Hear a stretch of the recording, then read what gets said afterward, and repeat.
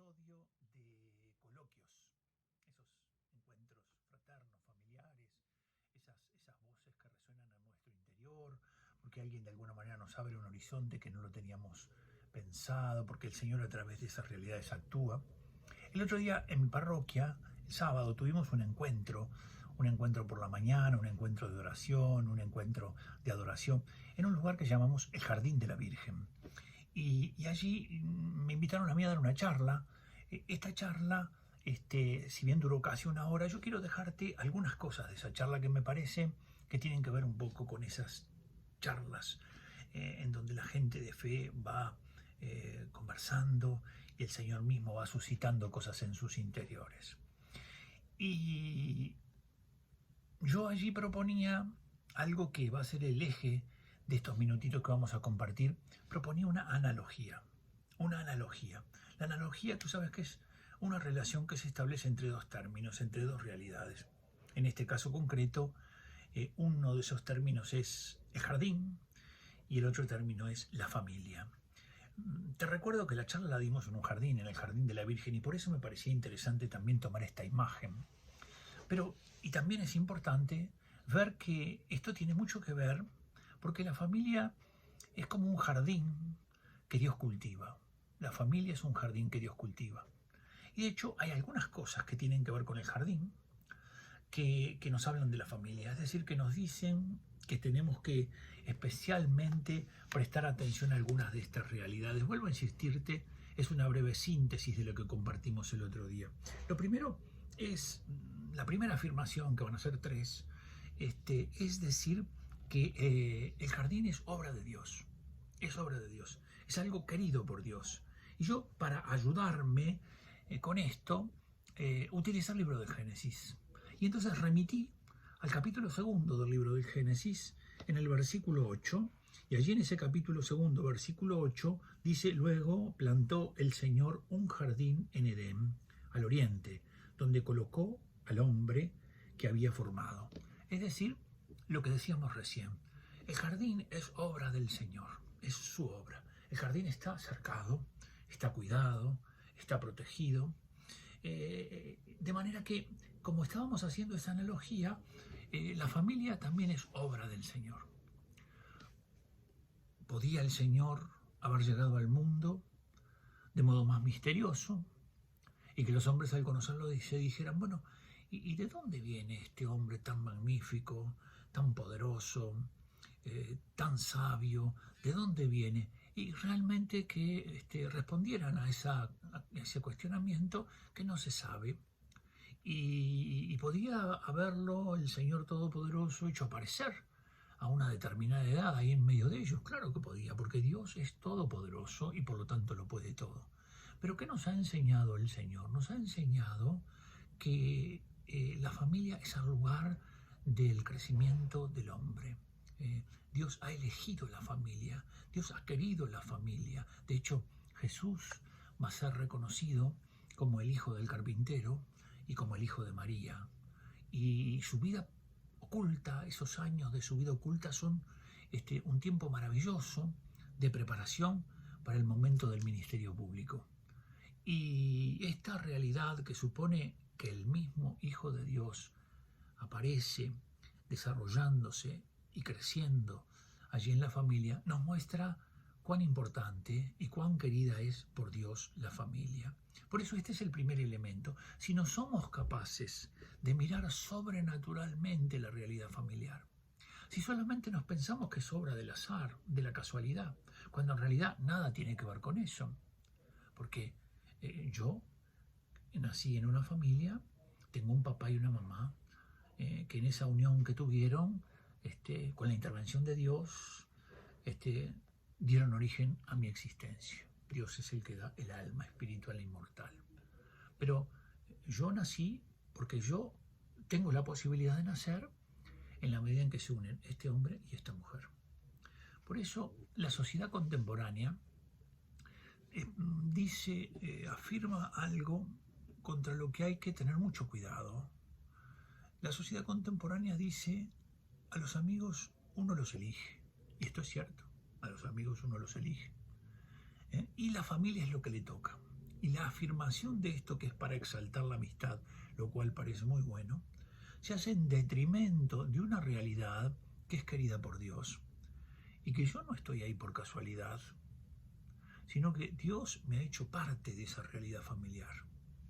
De forma que no puedo no tener una mirada sobrenatural sobre esta realidad para comprenderla en toda su magnitud y para no quedarme en solo una visión sociológica o en una dimensión psicológica. Tenemos que mirar desde la fe. Claro, después cada uno de nosotros viene sobre sus familias y las ve llenas de defectos. Defectos que tienen los demás y defectos que tenemos nosotros. Es cierto. Pero la realidad familiar es el lugar en donde Dios nos planta para que nosotros allí crezcamos y nos desarrollemos como personas. Y por eso los roles son muy importantes. El segundo elemento, el primero, la mirada sobrenatural, porque la familia es querida por Dios. El segundo aparece en ese mismo capítulo segundo, en el versículo 15 del libro del Génesis. Dice que tomó el Señor al hombre y lo dejó en el jardín. ¿Ven? Otra vez habla del jardín. Para que lo labrase y cuidase. Entonces hay una tarea. Porque así como la familia es un don maravilloso del Señor, también es cierto que es una tarea. ¿Y qué es lo que nos dice esto? Que ese don del Señor necesita de nuestro compromiso. Yo tengo que comprometerme con esa realidad familiar. Es muy difícil que este mundo contemporáneo en el que vivimos quiere hacer que individuos, ¿verdad?, miembros de una familia, actúen individualmente. Y por eso es terriblemente trágico cuando muchos miembros de las familias se sienten muy solos. Se sienten incluso, en muchos casos, no escuchados, no amados. De manera que para los muchachos más jóvenes, a veces la familia se convierte en el lugar en donde uno viene a bañarse, viene a dormir cuando lo hace, porque muchas veces duerme por allí, y después viene a atender el teléfono u otro de los implementos digitales que en teoría le permiten la comunicación, pero lo dejan incomunicado con aquellos con los que debería cultivar el agradecimiento, con aquellos con los que debería comprender que son sus raíces. Hay un dicho popular aquí, en el campo nuestro, y que de hecho lo han tomado algunos cantores. Árbol sin raíces no aguanta parado ningún temporal. De manera que el segundo elemento, el compromiso, es un don y una tarea. ¿Qué es lo que les dice el Señor después de darles ese gran don que es el jardín? Que es necesario cultivarlo y que es necesario cuidarlo. Y con la familia pasa exactamente lo mismo. Hay que cultivarla. Cada uno tiene que poner lo suyo. Cada uno tiene que hacer su aporte. Ciertamente comprendiendo que el aporte que cada uno de nosotros hace tiene mucho que ver con esos límites que tiene lo que somos dentro de esa realidad familiar, porque algunos son los pastores, son los que conducen ese rebaño, ¿verdad? Mientras que otros van aprendiendo allí el ejercicio de lo que mañana también ellos realizarán. Y el tercer elemento, que también se toma de este libro, ¿verdad? Del libro del Génesis, tiene que ver con un mandamiento que Dios le da. ¿Y por qué es importante esto? Porque si nosotros sobre la familia no escuchamos al que ha creado al hombre, la mujer, y sabe qué es lo mejor para ellos, entonces ¿a quién podemos terminar escuchando? Seguramente muchos hablarán de la realidad, pero ¿cuántos de los que hablan de esta realidad verdaderamente están capacitados? El tercer elemento importante dice, ¿verdad? Y Dios impuso al hombre este mandamiento. O sea que Dios ha hablado sobre esta realidad y le ha dicho al hombre lo que es malo para él, lo que no es bueno. Las cosas que en realidad, en lugar de ayudarlo, lo destruyen. Y por eso debe escuchar la voz del Señor. De allí que cuando el hombre no escucha la voz del Señor, entonces el jardín, la familia, es el lugar de la tentación. Y así aparece en el relato que vendrá a continuación en el capítulo 3. Es allí donde debemos luchar para ser fiel a la voz que el Señor, ¿verdad?, nos ha dirigido y para rechazar todas las sugerencias que vienen del mal espíritu. Claro, el mundo en el que vivimos promueve el individualismo. Y muchos de los que están interesados en que se promueva el individualismo son muchos poderosos que de alguna manera quieren que los nuevos padres, sean los gobernantes, sean los estados, sean las Naciones Unidas, sean las grandes organizaciones internacionales que lo único que hacen es tratar en el occidente de destruir el cristianismo. Claro, si no escuchas la voz del Señor, si esa palabra que el Señor dirige sobre esta realidad que Él mismo ha creado y que es buena también para ti, tú no lo escuchas, entonces tendrás las consecuencias del pecado, porque el pecado siempre tiene consecuencias. No me cansaré de recalcarlo a todas las personas que tengan interés de escuchar. El pecado tiene consecuencias. Y así como eres culpable, como yo, de los pecados que he cometido, después esos pecados tienen penas, es decir, tienen consecuencias.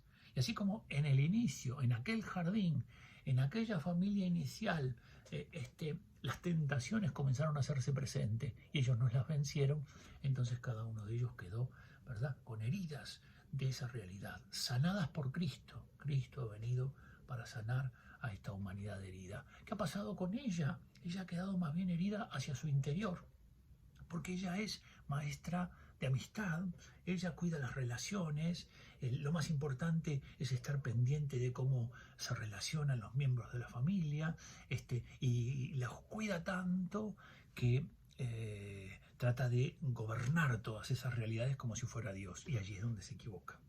¿Por qué? Y bueno, porque quiere proteger, quiere cuidar, quiere tratar de evitarle dolores, sufrimientos a todos los que aman.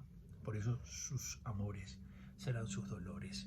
Y allí es donde justamente vendrá la tentación para ella, que es una pena, una consecuencia del pecado original. Mientras que en el caso de él, son hacia afuera, se habla continuamente de que se le va a volver infecundo el trabajo, que tendrá que debatir con la frustración, que tendrá que enfrentar, ¿verdad?, por todos estos textos bíblicos que nos van enseñando. A él se le dice que la tierra le va a ser hostil, que va a querer cultivarla y que habrá espinas y abrojos. Ven, todos los dolores de él son hacia afuera. ¿Y por qué pasa esto? Porque él tiene que sacrificarse, tiene que renunciar, tiene que de alguna manera tomar ese camino. ¿Y qué es lo que tendrá como penas de esos pecados que ha cometido en el varón? La lujuria, la ira y la gula. Si da riendas sueltas a estos vicios, se ve claramente cómo no podrá gobernarse. No podrá gobernarse, no podrá ayudar a su esposa y por el contrario se volverá, ¿verdad?, un esclavo de todos esos vicios. Ella necesita que le dé cierta solidez, cierta estabilidad, que le muestre que es necesario no ir más allá de lo que debemos. Él necesita aprender el arte de la amistad, el arte del amor, el arte justamente de esa realidad espiritual que tanto le cuesta y que ustedes ven, nuestras iglesias están prácticamente en un 80-90% constituidas por mujeres, porque tienen una sensibilidad espiritual a las que tienen los varones. Quería darte estas pinceladas en este coloquio sobre lo que estuvimos meditando en el Jardín de la Virgen, sobre un jardín en el que se mostró claramente que era la obra de Dios, en el que se mostró claramente que Dios contaba con ellos para que lo cuidaran y para que lo labraran, y en el que se vio que el Señor les dio una palabra tratándoles de enseñar lo que podía ser malo para ellos. Como ellos no escucharon la voz del Señor, entonces sus pecados tuvieron consecuencias. Y así el pecado original quedó en medio de nosotros, una humanidad herida, sanada por la gracia, sanada por nuestro Señor Jesucristo.